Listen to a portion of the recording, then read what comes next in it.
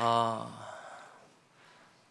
신앙생활하면서 가장 큰 고민 중에 하나는 교회에서 이렇게 주일을 보내거나 여러 공동체 모임을 했을 때에는 믿음이 좀 다시 회복되는 것 같고 어떤 깨달음에 용기가 생기는 것 같지만 정작 다시 세상에 나아가서는 그 믿음이 발동되지 않고 그리스도인답게 살아내지 못할 때마다 그런 것이 가장 삶의 고민입니다. 저 또한 그 고민으로 지금까지도 많이 고민을 했고 앞으로도 평생 고민을 할 텐데요. 그런 고민을 계속하다가 문득 성경 속에서 정말 믿기 힘든 상황 속에서 하나님을 잘 믿었던 인물들이 누가 있을까라는 생각을 해보았습니다. 물론 수시로 떠오르는 수많은 인물들이 있지만 그 중에서 오늘은 굉장히 흥미로운 인물 하나가 떠올라서 이 말씀을 좀 묵상해 보았습니다. 바로 롯입니다. 아브라함의 조카 그 롯입니다. 이 롯의 가족의 구성원들을 좀 보면 할아버지 데라, 그러니까 아브라함의 아버지 데라죠. 아버지 데라의 아들 삼형제가 있습니다. 아브람, 데라, 하란이 있습니다. 그리고 이 하란의 아들이 바로 롯입니다. 그러니까 아브라함의 조카가 되는 것이죠. 아버지 데라를 중심으로 한 이 가정은 대대로 달의 신을 섬기는 우르라는 지역에서 살았습니다. 칼데아 지역의 우르라는 곳은 가장 문명이 발달했고 문화와 군사력이 강했던 곳입니다. 특별히 그때 당시에는 모든 세상들이 다 태양신을 섬기는 세계관 속에서 살고 있을 때 유일하게 우르와 하란 정도만큼은 달의 신을 섬기는 도시국가였습니다. 달의 신을 섬긴다는 것은 즉 문화와 문명은 위에서 아래로 흐르기 때문에 그만큼 태양신이 들어오지 못할 정도로 강한 국가였으며 문명과 문화가 발달했다는 증거였습니다. 이렇게 아브라함의 아버지인 데라는 달의 신을 섬기는 자였고 그 달의 신을 섬기는 세계관 속에서 특별히 그 달의 우상을 제작하거나 그것을 관리하고 보존하는 역할을 맡았던 것 같습니다. 그러면 특수계층으로서 굉장히 부유함을 누렸겠죠. 사회적인 지위도 굉장히 높았을 것입니다. 이렇게 부유한 집안에서 아브라함의 가족들은 살고 있었고 롯도 태어나게 된 것입니다. 그런데 어느 날 이 아버지 데라의 아들 중에 한 명인 하란이 죽게 되는 것이죠. 그리고 그와 또 비슷한 시기에 맞물려서 아들인 아브람이 여호와라는 신호를 통해서 어떤 예언적인 메시지를 받게 됩니다. 창세기 12장에 우리가 잘 알고 있는 너는 너의 본토 친척 아비집을 떠나 내가 내게 지시할 땅으로 가라. 내가 내게 보여줄 땅으로 가라. 라는 이 예언적인 메시지를 듣게 됩니다. 이 아버지 데라 입장에서는 아들을 잃기도 했고 또 아브람이란 아들이 이런 예언적인 메시지를 들어서인지는 모르겠는데 아무튼 큰 결심을 하게 됩니다. 온 가족들을 다 이끌고 가문의 그 모든 일들을 뒤로 하고 가나안 땅으로 떠나게 되는 것입니다. 창세기 11장에 잘 기록되어 있습니다. 가나안 땅으로 이렇게 떠난 결심을 하게 되고 그 중간에 하란 땅에 잠시 머물게 되죠. 하란도 마찬가지로 달의 신을 섬기는 곳이었기 때문에 이곳에서 잠시 쉬고 머무는 데에는 정말 안락함을 느꼈을 것입니다. 그런데 아버지 데라는 거기서 지체되는 시간들이 꽤 길어졌고 결국에는 205세의 나이로 죽게 됩니다. 이제 세 아들 중에서 이제 두 아들이 남았죠. 하란은 죽게 되었고 그 아들 중에서 데라는 무슨 이유에서인지는 모르겠지만 이 하란 땅에서 머물기를 작정한 것 같고 또 아브람은 이제 가나안 땅으로 향하는 여정길에 오르게 됩니다. 아브람도 자식이 없었고 데라도 아들이 없었고 하란만 유일하게 아들인 롯을 생산해냈기 때문에 이 가문의 모든 유업은 적장자인 서열 1위인 롯에게 롯에게 뭐라고 할까요? 전해지게 되는 것입니다. 그러니까 롯은 서열 1위가 된 것이죠. 근데 희한한 것은 이 롯이 하란에 머물거나 우르에 머무는 것이 아니라 그 가문의 유업을 물려받는 것이 아니라 하나님을 믿는 그 믿음으로 아브라함을 쫓아가는 결정을 했다는 것입니다. 그래서 아브라함과 함께 가나안 길로 가는 그 목숨을 건 여정을 함께하는 것이죠. 이제 어느덧 롯이 장성하였습니다. 이제 롯의 세력도 가족도 많이 늘어나게 된 것이죠. 그래서 아브라함과 함께 지내기가 쉽지 않게 되었습니다. 그래서 적장자인 롯에게 선택권을 주는 것이죠. 네가 좌하면 내가 우하겠고 네가 우하면 내가 좌할 테니 어느 땅이든지 네가 마음에 드는 곳을 선택해라. 그때 롯은 아주 기름지고 부유하고 또 물이 잘 흐르는 그 소돔과 고모라 땅을 선택하게 됩니다. 몇몇의 신학자들은 이 롯의 선택을 보고 여호와 하나님을 믿는 믿음은 정말 있었지만 그러나 세상을 향한 정욕도 같이 갖고 있었던 불완전한 믿음의 롯의 모습을 보여준다라고 평가하는 사람들도 있습니다. 근데 저는 그 말에는 잘 동의가 되지 않습니다. 왜냐하면 상식적으로 생각해 봤을 때 롯은 아무리 가문을 유업을 뒤로하고 왔다 할지라도 가문의 적장자 서열 1위로서 그 가문을 이끌어 나갈 책임을 느끼고 있었을 것이고, 동시에 아브라함보다 자신은 어리고 경험도 부족하고 세력도 적었습니다. 그렇다고 한다면 생존 확률을 가장 높일 수 있는 가장 좋은 땅을 선택하는 것이 상식적인 선택일 것입니다. 만약에 우리 보고 판교 땅과 저기 어디 알지 못하는 경기도 외곽 땅 중에 마음에 드는 곳을 고르라고 하면 당연히 저는 판교 땅을 선택할 것입니다. 그죠? 예, 감사합니다. 판교 땅을 선택할 것입니다. 그런 것처럼 롯이 선택한 이 선택은 지극히 상식적인 것이라 저는 너무나 동의가 됐습니다. 이제 이 롯은 이 소돔이란 땅에서 이방인 신분이지만 자리 잡으려고 애를 쓰게 되고 어느 정도 유력자로 자리매김한 것 같습니다. 그런데 그때쯤에 큰 전쟁의 소용돌이에 휘말리게 됩니다. 우리가 이스라엘 땅의 지도를 상상하실 때 늘 아수르, 바벨론, 메대와 바사, 그 길쭉하게 이스라엘, 그리고 아래 애굽 이렇게 상상하시면 가장 쉬운데요.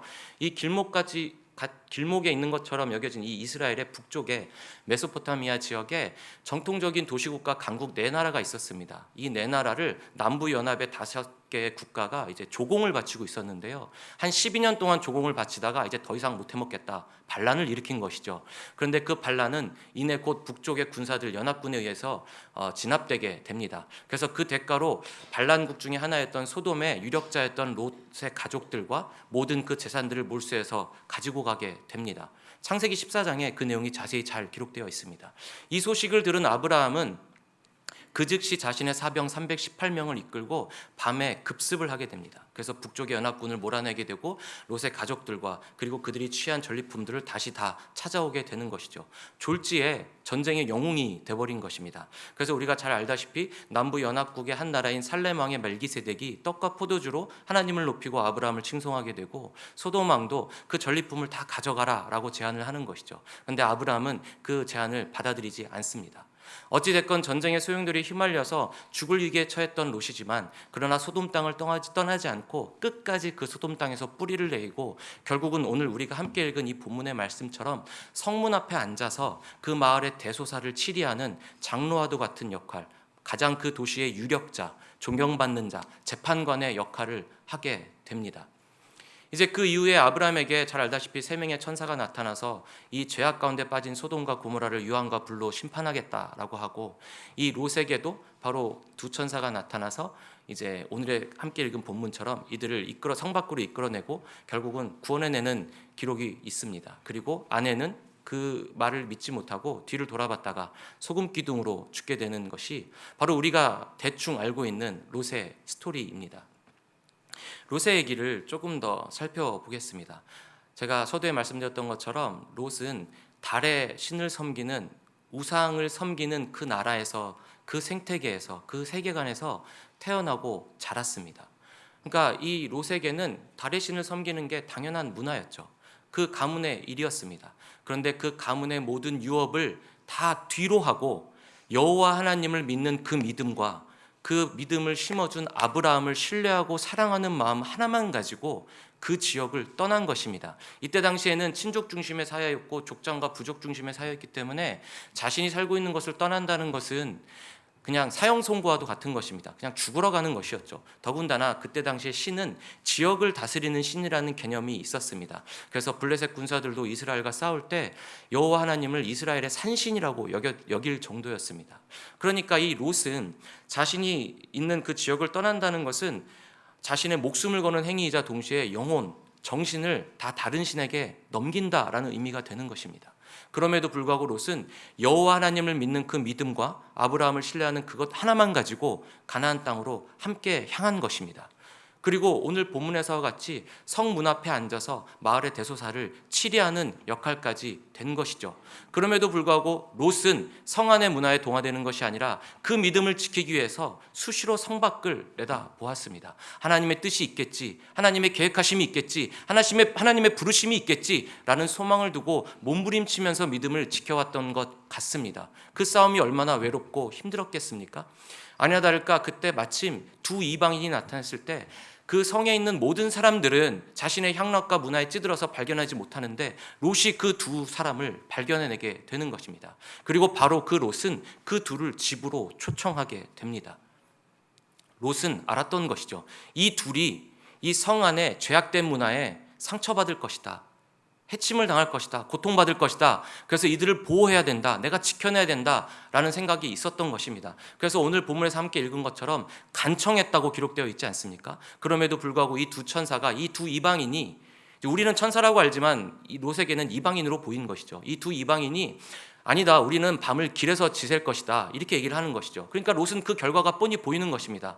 이들은 분명히 약한 사람들한테 정말 큰 일을 당할 건데 그러면 안 되는데, 그러니까 거의 애원하다시피 간청하는 것입니다. 제발 우리 집에서 주무시고 내일 길을 떠나십시오. 그래서 그 간청을 못 이겨서 두 천사가 롯의 집에 머물게 됩니다. 무교병을 대접했다고 기록이 되어 있는데 이것 또한 갑작스럽게 일어난 초청의 일이라는 기록이기도 합니다. 음식을 준비하고 손님 맞을 준비를 한 게 아니라 내놓을 게 없으니까 이제 무교병을 구워서 내놓은 거겠죠. 그렇게 해서 이제 손님을 모시고 있는데 이제 그 소문이 다 퍼졌는지 마을에 남녀노소를 막론하고 다 집을 에워싸고 이제 들이닥친 것입니다. 이들이 말하는 것이 무엇입니까? 그 두 사람을 우리한테 내놔라. 내가 저들과 상관하리라. 이 말만 보더라도 어느 누구 하나 반대하는 사람 없이 이 말에 있는 모든 사람들이 그 두 이방인과 상관함으로 인해서 쾌락을 즐기겠다, 맛보겠다, 얼마나 죄악된 세상인지 증거되지 않습니까? 얼마나 죄의 끝에 서 있는지, 쾌락과 음란과 문란함이 만연해 있었는지를 보여주는 그 언행인 것이죠. 이때 롯은 어떻게 해서든지 목숨을 걸고 이 둘을 지키기 위해서 자신이 사랑하는 딸들까지 내놓기까지 합니다. 물론 그 부분은 좀 다른 해석들이 여러 가지가 필요하긴 한데요. 일단 그것은 차치하더라도 롯은 이 두 손님을 어떻게 해서든지 지켜내려고 애를 썼다는 것이죠. 결국은 그 마을 사람들은 간청은 폭력성으로 바뀌게 되고 막 문을 부술 정도로 막 내놓으라고 하는 것이죠. 결국엔 두 천사가 이 마을 사람들의 눈을 멀게 하고 롯에게 자신들이 하나님의 사자로서 왔음을, 그리고 하나님이 심판하실 것임을, 유황과 불로서 심판하실 것임을 말하게 되는 것입니다. 그 얘기를 들은 롯은 그 즉시 딸의 사위들에게 전하기도 하고, 그리고 피신해야 된다는 그 말에는 잠시 주춤하고 머뭇거립니다. 이 머뭇거림이 지극히 당연한 것이라고 또 저는 생각이 들었습니다. 왜냐하면 자신의 대대로 내려오는 그 가문의 유업을 다 뒤로 하고 떠나온 롯입니다.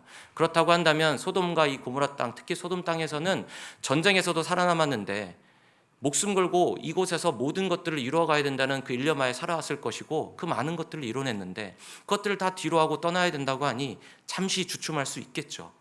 하지만 이내 천사의 그 손으로 이끌림으로 성 밖으로 가서 뒤를 돌아보지 말고 앞만 보고 달려라는 그 말을 철석같이 믿고 앞만 보고 달려나가는 이 롯의 순종과 믿음을 보게 됩니다. 평소에 성 안의 문화에 동화되어 있었다면 이 두 이방인을 발견하지도 못했을 것이고, 이 두 이방인이 전하는 하나님의 메시지를 들어도 콧방귀 꼈을 것입니다.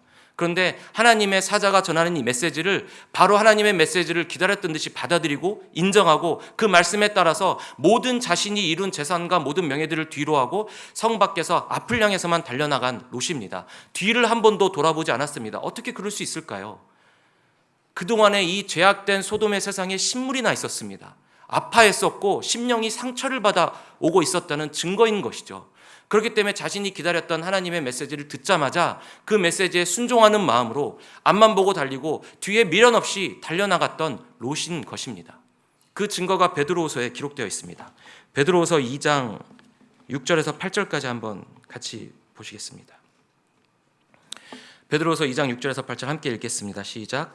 소돔과 고모라 성을 멸망하기로 정하여 제가 되게 하사 후세에 경건하지 아니할 자들에게 본을 삼으셨으며, 무법한 자들의 음란한 행실로 말미암아 고통당하는 의로운 롯을 건지셨으니, 이는 이 의인이 그들 중에 거하여 날마다 저 불법한 행실을 보고 들음으로 그 의로운 심령이 상함이라. 아멘.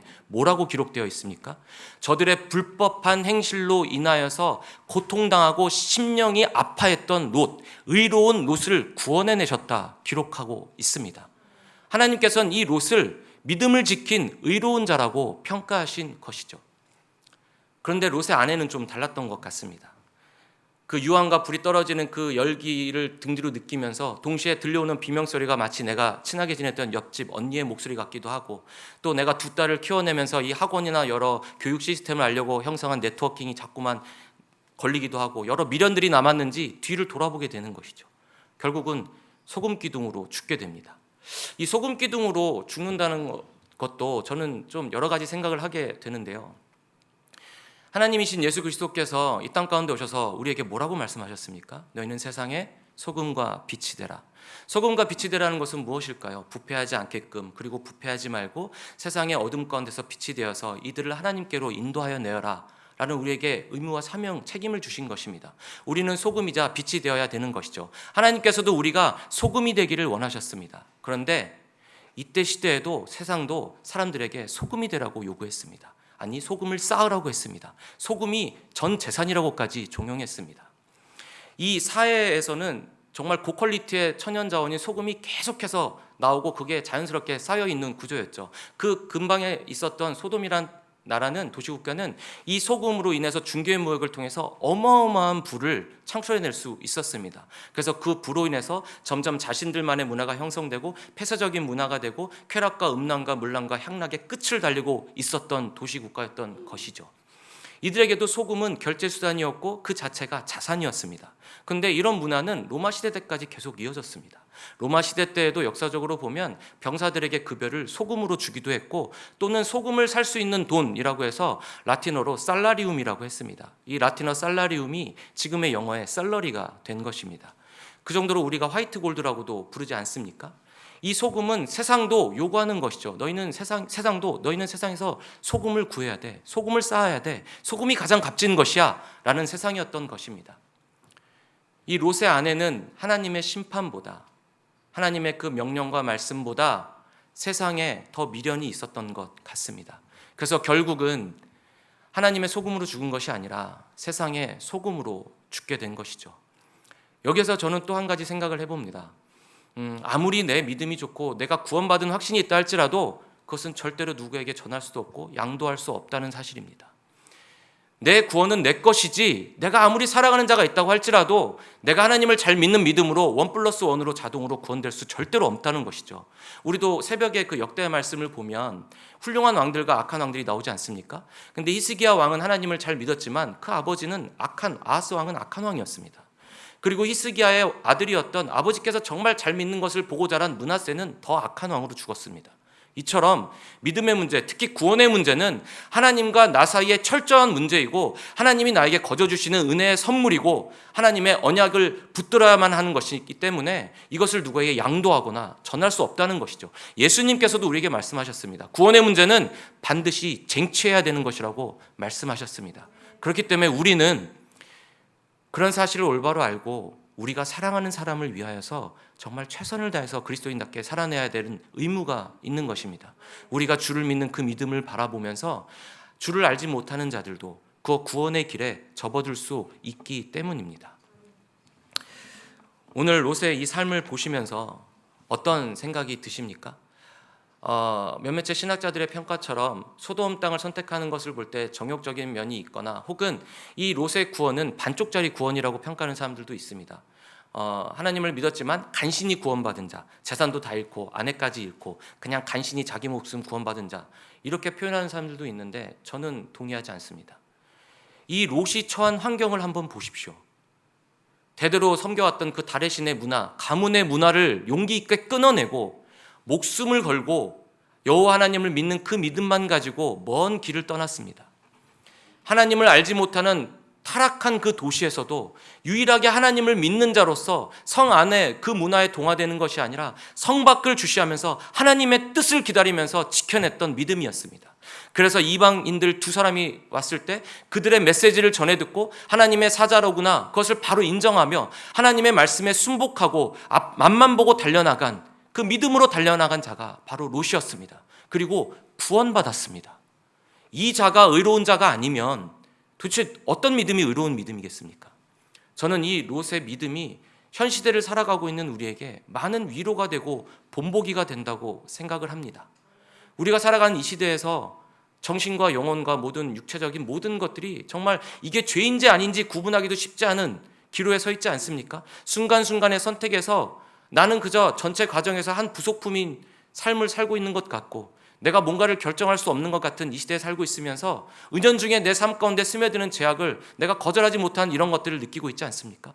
그 속에서 내가 어떻게 그리스도인으로 살아남을까 많은 고민을 하고 있을 때 이 롯의 삶은 그 모든 삶을 담고도 남는 것 같습니다. 롯만큼 하나님을 믿기 어려운 상황이 어디에 있습니까?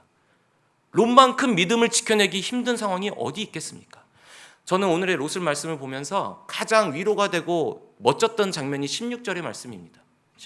16절 맞을 겁니다. 그 장면은 여호와의 사자가, 하나님의 사자가 롯이 잠시 주춤거리니까 그 손을 붙들고, 롯의 가족의 손을 붙들고 성 밖으로 직접 이끌어내는 장면입니다. 얼마나 위로가 됐는지 모르겠습니다. 사랑하는 성도님 여러분, 저와 여러분이 어떠한 상황, 어떠한 때, 어떠한 시간에 어떤 선택의 기로에 놓였을 때 우리가 하나님을 믿는 그 믿음을 붙들고 인내하고 참아낸다면 하나님의 강권적인 구원의 손길이 우리에게 임하셔서 우리의 손을 이끌고 가실 줄로 믿습니다. 그 구원의 손을 믿으시기 바랍니다. 그 능력을 믿으시기 바랍니다. 참고 기다리며 그 믿음을 지켰던 롯에게 하나님의 사자는 강권적으로 손을 내미셔서 구원의 길로 인도하고 계십니다. 그 믿음으로 살아가시는 저와 여러분이 되셨으면 좋겠습니다. 이런 묵상을 하면서 또 여러 생각을 하던 끝에 그렇다고 하면 앞으로 세상을 살면서 내 믿음이 어떤지, 내 신앙의 상태가 어떤지는 어떻게 가늠하지? 또 혹시나 살면서 이 사람이 이단인지 아닌지, 혹은 이 단체가 좋은지 어떤 기준이 있을까라는 생각까지 머무르게 됐습니다. 그러다가 제 안에는 이런 기준이 있구나라는 것을 발견하게 됐습니다. 제가 그것을 좀 전할까 하는데요. 삼위일체 하나님을 모티브로 해서 저도 이제 트라이앵글의 기준을 삼았는데, 각 꼭지점에는 예수 그리스도, 성경, 공동체가 있습니다. 어느 것 하나 우선순위 되는 것 없이 이 세 개가 동시에 잣대로 적용이 돼야 된다고 생각을 하는데요. 저 같은 교역자나 혹은 어떤 훌륭한 선교사님이나 장로님이나 권사님이나 안수집사님이나 아니면 어떠한 지성이시거나 누구들 막론하고 정말 아무리 좋은 말씀을 전하시고 아무리 좋은 내용의 설교를 듣는다 할지라도 그분의 말씀과 삶에서 예수 그리스도가 증거되지 않는다면 그것은 위험합니다. 우리가 증거할 것은 예수 그리스도 한 분밖에 없습니다. 예수 그리스도 말고 누구를 증거할 수 있겠습니까? 우리의 유일한 구원자 되신 분은 예수 그리스도 한 분밖에 없습니다. 예수 그리스도 다음에 어느 누구가 될 수 없는 것이죠. 혹자들은 이렇게 얘기합니다. 하나님이 계신지 모르겠다. 하나님을 알 수 없기 때문에, 파악할 수 없기 때문에 하나님을 믿지를 못하겠다라고 하는데요. 정말 신을 믿고 싶다면 우리가 다 파악하는 신을 믿어서 뭐 하겠습니까? 우리가 그 뜻을 다 알 수 있는 신을 믿어서 뭐 하겠습니까? 그러면 차라리 그 시간에 우리의 삶을 열심히 개발해서 우리가 세상을 바꿔나가는 게 가장 맞습니다. 다 파악되고 다 알 것 같은 신이 무슨 신이겠습니까? 우리의 하나님은 우리가 피조물이기 때문에 하나님과 우리 사이에서는 존재적으로, 근원적으로 절대로 넘을 수 없는 차원이 다름이 있습니다. 절대로 하나님과 가까이 할 수 없는 차원이 있는 것이 당연한 것이죠. 그런데 너무나도 감사하게도 예수 그리스도께서 하나님이심에도 불구하고 그 차원 사이에 길을 내어주신 것입니다. 그래서 우리는 유일하게 예수 그리스도를 통해서 하나님을 만날 수 있고, 하나님께서도 예수 그리스도를 통해서 우리를 바라보겠다고 약속하셨고, 우리를 자녀 삼으신다 인정하신 것이고, 의롭다고 여기겠다고 다짐하신 것이고 결심하신 것이 됩니다. 그렇기 때문에 예수님이 이 땅 가운데 오셔서 그토록 강하게 말씀하시지 않았습니까? 내가 곧 길이요 진리요 생명이니 나로 말미암지 않고는 아버지께로 올 자가 없느니라. 이게 진짜인 것이죠. 그렇기 때문에 우리는 예수 그리스도를 증거하는 것 외에는 어떠한 것도 증거할 것이 없습니다. 우리의 생명이 되시고 우리의 구원자가 되시기 때문입니다. 동시에 그 예수 그리스도를 증거함에 있어서 성경의 범주를 벗어나면 위험합니다. 마치 성경 외에 다른 계시가 있는 것이냐, 예언이 있는 것이냐? 아니요. 성경에서 계시되고 예언된 모든 것을 완성하신 분이 바로 예수 그리스도이시기 때문에 성경을 왜곡하거나 성경의 범주를 넘어가는 것, 성경에 근거 없는 얘기를 하는 것은 정말 위험한 것이 됩니다. 물론 특별 계시를 받을 수 있습니다. 환상을 받으실 수도 있고 꿈을 꾸실 수도 있고 예언도 하실 수 있습니다. 그러나 성경 속에도 그런 인물들은 비일비재합니다. 그것은 하나님께서 그들의 삶 가운데 위로해 주시고자, 혹은 그 사람을 통해서 잠시나마 그 공동체나 무언가 목적이 있기 때문에 그것을 위해서 하시는 것이지, 그 사람이 예수님 다음에 어떤 인물이 되는 것도 아니고 성경 다음에 어떠한 얘기가 써내려져 가는 것도 절대 아닙니다. 성경은 성경으로 끝이고 예수 그리스도로 말미암아 완성된 것이기 때문입니다. 그래서 예수 그리스도가 증거되고 그 모든 증거가 성경에 기반을 두고 있으며 동시에 공동체를 이롭게 해야 합니다. 만약에 예수 그리스도를 증거하면서 성경의 얘기를 하지만 공동체를 해치거나 이롭지 못하게 한다면 그 또한 위험한 것이 되는 것입니다. 고린도전서 14장에 보면 바울이 고린도 교회를 향해서 이렇게 말하고 있습니다. 하나님이 주시는 성령의 모든 은사들은 공동체를 세우고 이롭게 하기 위함입니다 라고 강력하게 말하고 있습니다. 왜냐하면 고린도 교회는 정말 그때 당시에 어마어마한 축복을 받은 교회였습니다. 고린도라는 도시 자체가 정말 국제도시였고 어마어마한 축복을 받은 계획도시였습니다. 제가 예전에도 한번 말씀을 전해드렸지만 고린도라는 도시는 모든 기술과 상업과 무역과 돈이 쏠려있던 곳이었습니다. 올림픽이 2년에 한 번씩 열렸습니다. 지금도 올림픽 4년에 한 번 열기도 버겁고 많은 물자와 인력 자원과 여러 것들이 필요한데 그때 당시엔 2년에 한 번씩 고린도에서 올림픽이 열렸으니 전 세계 각국의 사람들이 다 올림픽 특수를 이용하려고 몰려있지 않겠습니까? 게다가 오른쪽에 왼쪽에 항구를 뚫어가지고 운하를 만들었습니다. 그 고린도 운하가 지금도 있습니다. 어마어마한 규모의 배가 도시를 가로질러서 지나가는 광경을 볼 수 있는 곳입니다. 그러니 그 도시가 얼마나 풍요로웠겠습니까? 그곳에 지금 교회가 세워졌습니다. 남녀노소 지위고하를 막론하고 온갖 인종들의 사람들이 모여서 그 교인들이 되었겠죠. 그런데 또 놀라운 것은 그 교회에 어마어마한 은사들을 부어주셨습니다. 방언하는 자, 예언하는 자, 통변하는 자, 가르친 자 엄청 많은 은사들을 또 부어주셨습니다. 그러니 교회가 얼마나 북적북적하며 시끄러웠겠습니까? 말도 많았을 것입니다. 근데 또 다른 복을 또 주셨습니다. 지금으로 말하면 이제 설교자라고 할 수 있겠죠. 그 교회에서 바울의 설교를 들은 자들이 있었고 또 지식과 성경에 능통하다는 아볼로의 설교를 들을 수 있었고 아볼로 목사님이 오셔서 설교를 하신 것이죠. 그리고 끝판왕이 왔지 않습니까? 끝판왕의 설교를 들은 자가 있었습니다. 바로 베드로. 그래도 바울과 아볼로는 예수님을 만난 적도 없지 않습니까? 근데 베드로는 할 말이 너무 많지 않겠습니까? 니들이 예수님 배신해 봤어? 부터 해가지고 예수님이 나 찾아오셔서 네가 나를 사랑하냐 묻는데 내가 얼마나 힘들었는지 아니? 이런 얘기 할 수 있겠지 않습니까? 너 예수님이 하루에 화장실 몇 번 가시는지 알아? 이런 얘기 할 수 있는 게 유일하게 베드로인 것이죠. 그러니까 베드로의 그 말의 영향력은 엄청 강력했을 것입니다. 그런데 난 바울도 싫고 아볼로도 싫고 베드로도 싫고 난 오직 그리스도만 바라보겠다라는 사람들도 있었습니다. 그러니까 크게는 바울파, 아볼로파, 베드로파, 그리스도파가 있었던 것이죠.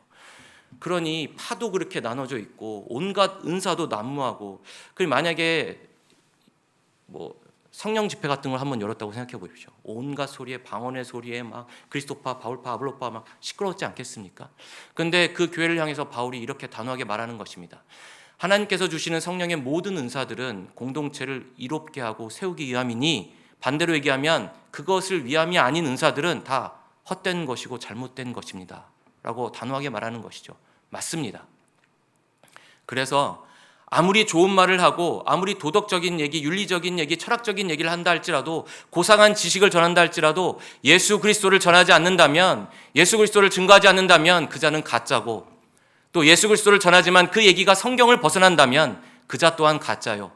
예수를 전하고 성경 안에 있지만 공동체를 해치는 이도 가짜인 것입니다. 그러니 이 기준을 가지고 자신의 신앙을 톱어보시면서 내가 정말 그런 자로 살고 있는지를 점검해 보셨으면 좋겠습니다. 그리고 밖을 향해서 시선을 돌릴 때도 혹여나 치우친 분들을 만나시거나 혹은 그러지 못한 분을 보신다면 기도해 주시기 바랍니다. 롯은 비록 연약했기 때문에 아브라함이 없는 곳에서 홀로 신앙을 지키기 너무 힘들었기 때문에 어쩌면 성 밖을 더 주시했을지도 모르겠습니다. 그러나 우리 그리스도인들은 예수 그리스도를 닮아서 살아야 하기 때문에 예수 그리스도께서 하셨던 것처럼 성 안도 봐야 되는 자들입니다. 예수님께서 어떻게 하셨습니까? 직접 성 안으로 들어오셔서 헐벗은 자, 굶주린 자, 과부와 연약한 아이들 다 찾아가셔서 고치시고 입히시고 먹이시고 가르치신 사역을 계속해서 반복하셨습니다. 우리도 그 예수 그리스도를 닮아가는 자의 삶을 살아내야 되지 않겠습니까? 그렇기 때문에 우리의 신앙생활이란 것은 참 하루하루가 전쟁 같습니다. 너무나 힘든 여정인 것이죠. 그 가운데서 하나님을 잘 믿는다는 것은 참 쉽지 않지만 어떤 도약적인 발전을 바라는 것이 아니라 그저 어제보다 오늘이 조금 더 나은 그리스도인이 되기를 힘쓰시는 것이 비결 아닌 비결이라고 저는 생각을 합니다. 어제보다 오늘이 조금 더 나은 신앙인의 모습. 그래서 만약에 어제 직장 동료의 누군가를 비난하고 정말 죽이고 싶을 정도로 미웠거나 막 속으로 어떤 욕을 했다 할지라도 오늘 똑같이 그 동료를 보지만 그러나 속에선 이런 기도를 이를 악물고 하는 것이죠. 해봤더니 약간 효과는 있습니다. 정말 이를 악물고 하나님, 저 사람을 언제까지 제가 욕을 해야 합니까? 저 사람을 언제까지 내가 비난해야겠습니까? 계속해서 드는 이 저주의 마음을 주님 끊어내 주시옵소서. 내가 좀 더 큰 사람이 되고 싶습니다. 하나님을 믿는 자로서 그리스도인답게 조금이라도 성장하고 싶으니 제발 이제 저 사람에게 쏠린 시선과 모든 비난하는 그 화살을 멈추게 하시고 오히려 이 사람을 비난하고 있었던 그 모든 기억들을 내가 꼭 간직하게 하셔서 나중에 만약에 내가 그 자리에 가게 된다면, 그 선택의 순간에 오게 된다면 저 사람과는 다르게 그리스도인답게 나은 선택을 할 수 있는 자가 되도록 도와주시옵소서. 내가 정말 선택의 기로에 섰을 때 아무 자각함이 없이 그냥 쑥 넘어가는 것이 아니라 정말 그 양심이 살아있어서 죄의 문제를 민감하게 반응할 수 있도록 성령 하나님 우리의 마음을 만져주시고 우리의 목숨의 구원자가 되신, 우리의 죄를 위하여 대신 죽으신 예수 그리스도의 그 하신 일을 떠오르게 하셔서 내가 이 순간에도 예수님을 의지하는 마음으로 그것을 이겨낼 수 있는 자가 되도록 도와주시옵소서. 성령 하나님, 나를 예수 그리스도께로 끊임없이 인도하여 주시옵소서. 저를 불쌍히 여겨 주시옵소서. 이런 기도를 하는 것이 맞다고 봅니다. 어떤 신앙의 큰 걸음을 걷는 것이 아니라 어제보다 조금이라도 나은 오늘이 되기 위해서, 오늘보다 내일이 조금 더 나은 날이 되었으면 하는 그 소망을 가지고 사시는 저와 여러분이 되셨으면 좋겠습니다. 그래서 오늘 본문에서 보신 것처럼 롯의 믿음을 보시면서 비록 어떤 모세와 같이, 노아와 같이, 다윗과도 같이 굵직한 어떤 일을, 의로운 일을 행한 것은 아니지만 그러나 분명히 하나님께서도 이 소돔 땅에서 뿌리를 내리고 믿음을 혼자 외로이 지켜내고 그리고 결국엔 구원받은 이 롯을 그들의 무법한 자들의 음란한 행실로 말미암아 심령이 상처받은 자, 고통받은 자, 아픔받은 자이기 때문에 의로운 자라고 평가하셨던 것을 보시면서 우리도 세상 가운데 살아가면서 어떤 제약을 보거나 어떤 상황 가운데서 심령이 아프고 고통이 느껴지고 회개하고 싶은 마음이 든다면 우리도 의로운 자의 길에 서 있나 보구나 라는 그런 위로와 확신을 가지셨으면 좋겠습니다. 그리고 우리는 분명 그 믿음을 지켜냈을 때 하나님께서 강권적인 구원의 손길로 우리를 인도해 주실 줄로 믿습니다. 할렐루야.